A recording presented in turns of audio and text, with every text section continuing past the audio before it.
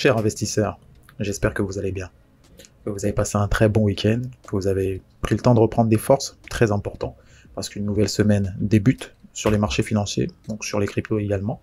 Le Bitcoin a fait de très beaux mouvements durant la semaine précédente, mais nous a donné la clôture sous une forme de doji. Donc qu'est-ce que ça signifie? Ça signifie qu'une respiration peut être attendue quand même. Constater, on n'a pas réellement retracé en soi les 5 semaines de hausse qu'on a eues. Ça serait pas étonnant qu'on vienne combler le vide qui a été créé par la mèche.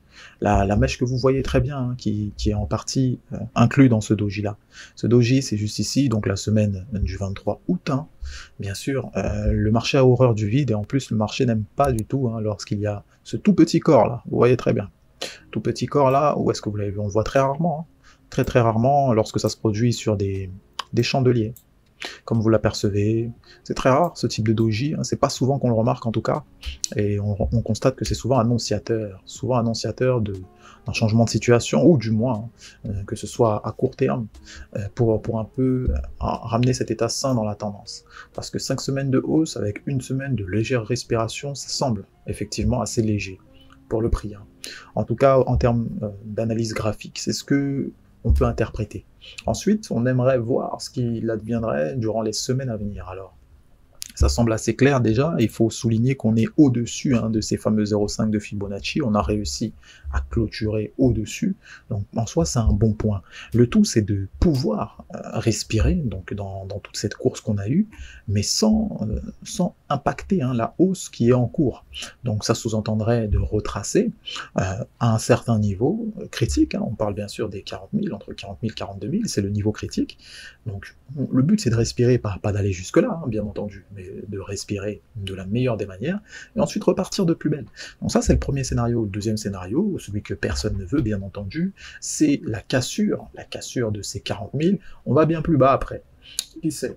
Il faut savoir que ceux qui tiennent le marché, ceux qui ont d'énormes capitaux, ils se mettent un petit peu à chercher tous les intervenants, d'autant plus que sur ces prix-là, beaucoup reprennent de l'intérêt et veulent investir sur ces fameuses cryptos.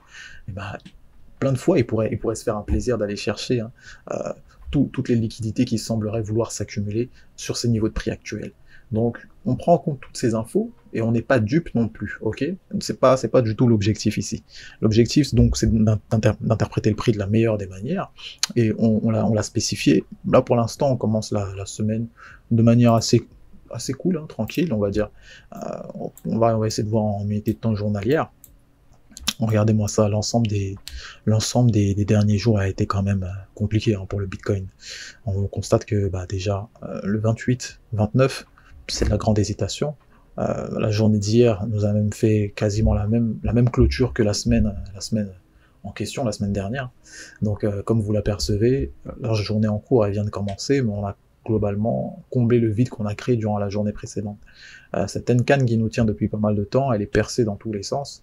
En soi, ce n'est rien d'autre que l'hésitation du prix. On l'avait spécifié dans plusieurs unités de temps inférieures, cette consolidation se manifeste également, et ça se traduit par le fait que le cours évolue sans cesse comme un jeu de ping-pong au-dessus et en dessous des indicateurs qu'on considère.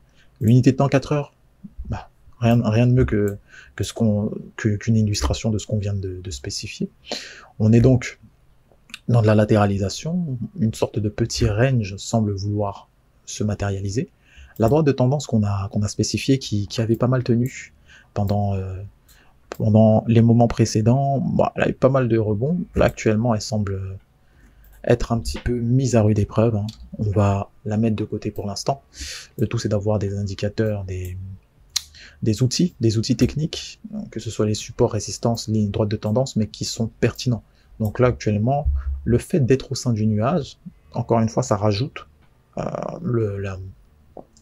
l'état de compression dans lequel on est, d'accord? Donc ça compresse une sorte de petit range là, comme on a un range qui va globalement des 48 000 jusqu'aux 49 000, c'est ça, exactement, 48 000, 49 000, on consolide à peu près.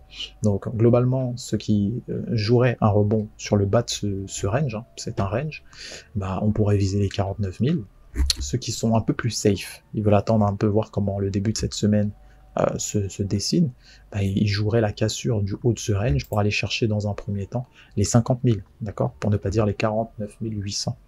Ok, ça semble être assez encourageant. Mais ceux qui sont un peu plus safe dans le fait de vouloir jouer le rebond, eh ben, on tablerait bien sûr sur un beau petit rebond juste ici. Là, pour le coup, ça semble assez clair, ça semble assez évident. On a retracé en partie ce mouvement. Globalement, si on met même Fibonacci, ça saute aux yeux qu'on a retracé 50% du mouvement précédent. Hein. Donc la belle vague haussière là qu'on a eue durant globalement la journée du 27 et 28 août.